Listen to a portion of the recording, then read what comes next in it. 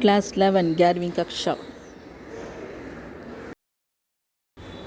नमस्ते छात्रों, आज हमें 11वीं कक्षा के लिए फोरनून सेशन के लिए रिवीजन करने वाले हैं।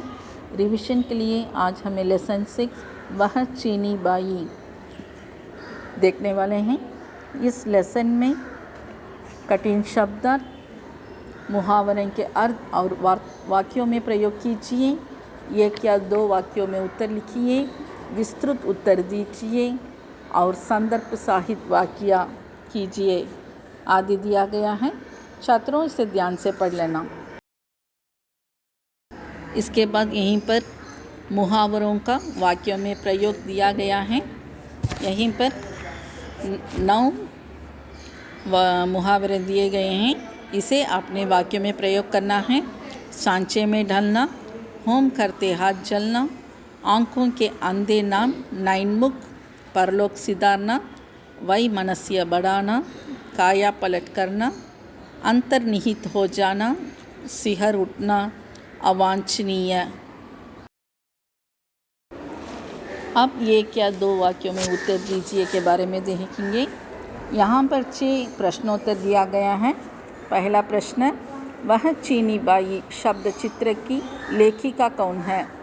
वह चीनी बाई नामक शब्द चित्र की लेखिका महादेवी वर्मा हैं। लेखिका को चीनी फेरी वालों को बाई कह के पहचानने में क्यों कठिनाई हो रही थी? वेशभूषा, शक्ल सूरत, कद काठी सब कुछ एक सा होने के कारण महादेवी जी का चीनी फेरी वाले भाई को पहचानने में कठिनाई हो रही। चीनी वाले के मेम साहब के संबोधन से लेखिका क्यों गुस्सा होती थी? लेखिका महादेवी जी वर्मा भारतीय संस्कृति की पुजारिन थी। हिंदी में भैया, माताजी, जीजी, दीदियाँ, बिटिया आदि अनेक संबोधन से हम एक दूसरे को संबोधित कर सकते हैं। इसी कारण चीनी वाले के मेम साहब अंग्रेज़ी संबोधन से लेखिका को गुस्सा आया। हवन करते हाथ जलना की स्थिति लेखिका को क्यों मिली? चीनी के पहली बार लेखिका के घर सामान बेचने आने पर वह उसे कहती थी कि मुझे कुछ नहीं चाहिए। भाई के संबोधन से चीनी भावुक हो गए और कहता है कि हमको भैया बोला तुम जरूर लेगा। इस समय महादेवी की स्थिति हवन करते हाथ जलाना जैसे व्यक्ति हो गई। बचपन में लेखिका को लोग क्या कहकर चिढ़ाया करते थे? बचपन में लोग लेखिका को चीनी कहकर चिढ़ाया करते थे। अनदेखी माँ के प्रति चीनी की श्रद्धा देखकर लेखिका क्या सोचा करती थी? अनदेखी माँ के प्रति चीनी की श्रद्धा देखकर लेखिका सोचा करती थी कि संभवतः माँ ही ऐसी प्राणी है जिसे कभी ना देख पाने पर भी मनुष्य उसे ऐसे स्मरण करता है जैसे उसके लिए बाकी संबंधों में जानना महत्वपूर्ण नहीं है। समझ में आता है छात्रों? ये शॉर्ट आंसर्स होता है, इसे ध्यान से आपने पढ़ लेना। अब हमें विस्तृत उत्तर दीजिए के बारे में देखेंगे। पहला क्वेश्चन है, लेखिका ने चीनियों के रूप का वर्णन कैसे किया? चीन भारत का पड़ोसी एक एशियाई देश है। लेख वह चीनी बाई में महादेवी जी की एक चीनी फेरी वाला का सुंदर मार्मिक वर्णन किया है जो उनके घर चीन का सामान बेचने आता था। वेशभूषा, कद काली, शक्ल सूरत में एक से लगने के कारण लेखिका को उस चीनी फेरी वाले को पहचानने में बड़ी कठिनाई होती थी। एक से सपाट चेहरे, कपड़ों पर पड़ी सिलकटों की तरह छोटी सी नाक, तिरछी आधी खुली भूरी आंखें, स्वाभाविक पीला रंग, कुछ ऐसा था कि वह चीनी फेरी वाला लेखिका का अनुसार। सेकेंड क्वेश्चन, अंग्रेज़ी शब्द के संबोधन सुनकर लेखिका के मन में कैसा होता था? लेखिका महादेवी वर्मा मातृभाषा की सहज पुजारिन थी। एक दिन उनके घर एक चीनी फेरी वाला कुछ चीनी सामान बेचने आया और उन्हें संबोधित करके बोला, कुछ लेगा मेम साहब। दुर्भाग्य के मारे चीनी ने इस अंग्रेज़ी संबोधन ने लेखिका के मन में शेष की तरंग उठा दी। अंग्रेजी शब्द संबोधन सुनकर लेखिका अपना आप खो बैठी थी। थर्ड क्वेश्चन, चीनी फेरी वाले की करुण कथा का वर्णन कीजिए। चीनी फेरी वाले के माता पिता ने माडले में आकर चाय की छोटी सी दुकान खोली थी। उसकी माँ उसे जन्म देकर उसे 7 वर्ष की बहन और पिता के संरक्षण में छोड़कर परलोक सिधार गई। पिता के दूसरी शादी करने पर चीनी फेरी वाले की यातनाओं की एक नई कहानी का आरंभ हुआ। 5 वर्ष का होने पर उसके पिता की एक दुर्घटना में मृत्यु हो गई। हजारों बार भूखे पेट वह अपनी बहन से पिता के पास जाने का रास्ता पूछता। पड़ोसियों के घर काम करने के बदले खाना मांगकर बहन ने उसे खाना खिलाया। चाय की दुकान के नए मालिक से वह अपने पिता का पता पूछता। रातों को काम करने जाती बहन भी एक दिन गायब हो गई और वह पॉकेट मार बच्चे उठाने वाले गिरोह के हाथ में पड़ गया। कुछ वर्ष पश्चात उसका मालिक काम से पहले रंगून और फिर कलकत्ता आया और वहाँ से भागकर 8 से 12 बजे तक फेरी लगाकर कपड़े बेचता लगा। अब उसकी 2 इच्छाएं बची थीं, ईमानदार बनने की और बहन को ढूंढने की। ऐसी ही एक बार वह लेखिका से मिला और फिर कहीं गायब हो गया। फोर्थ क्वेश्चन, गिरहटों के गिरोह में क्या क्या होता था। चीनी फेरी वाला एक दिन गिरहटों के गिरोह के हाथ पड़ गया। वह उसे कुत्ते की तरह 2 पैरों से बैठना, गर्दन ऊंची कर खड़ा होना, मुंह पर पंजे रखकर सलाम करना आदि करतब सिखाने लगे। तंबाकू के धुएं और दुर्गंध, मांस से भरे और फटे चितड़े, टूटे बर्तन और मैले शरीरों से बसे हुए कमरे में बंद करके कुछ विचित्र संकेतों और हंसने रोने के अभिनय से निपुण बनाने लगे। लेखिका के लिए उस चीनी फेरी वाला को भूलना क्यों असंभव सा रहा।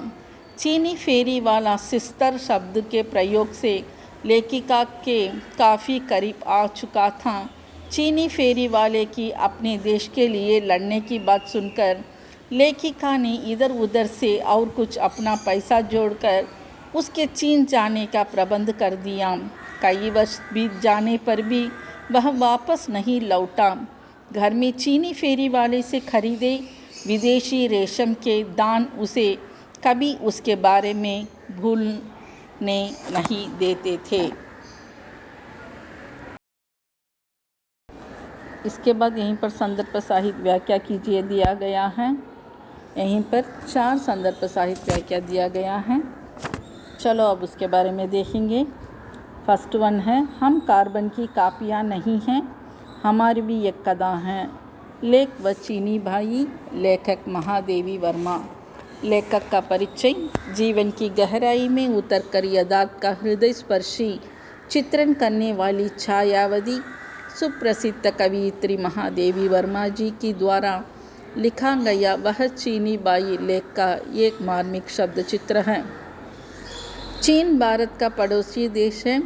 यह चीनी फेरी वाला लेखिका के शहर कलकत्ता में घर घर जाकर सामान बेचता था।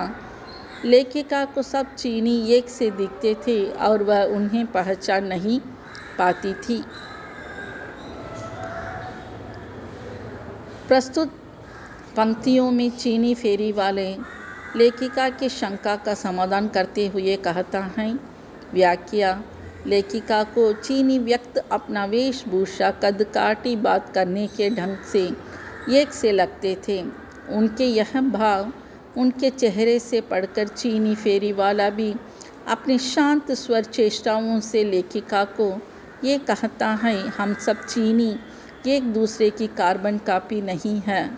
ईश्वर ने हर एक चीनी को भी एक भिन्न जीवन और भाग्य दिया है और अगर लेखिका मानव व्यवहार हो उनकी आँखों को समझ सकती है तो वह इस अंतर का आसानी से समझ सकता है। सेकेंड वन पर वह विजातीय संबोधन भानो सारा परिचय छीन कर मुझे गाउन में खड़ा कर देता है।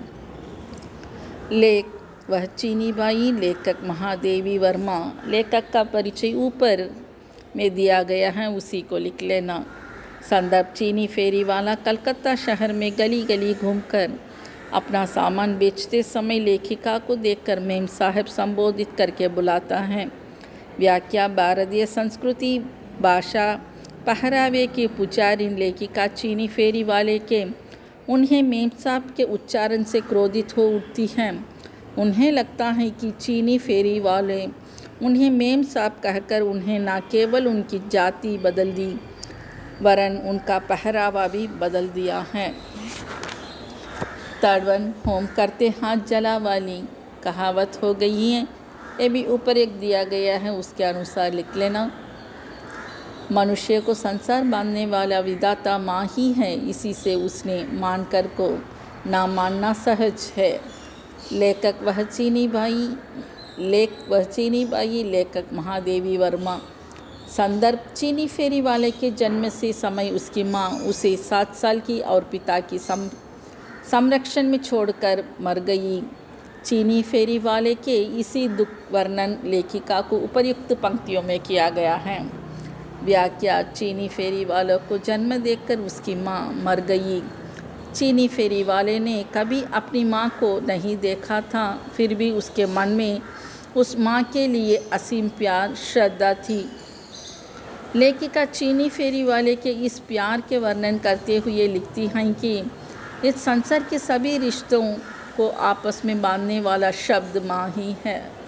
इस रिश्ते के अस्तित्व से इनकार करना मानो अपने अस्तित्व को चुनौती देना है।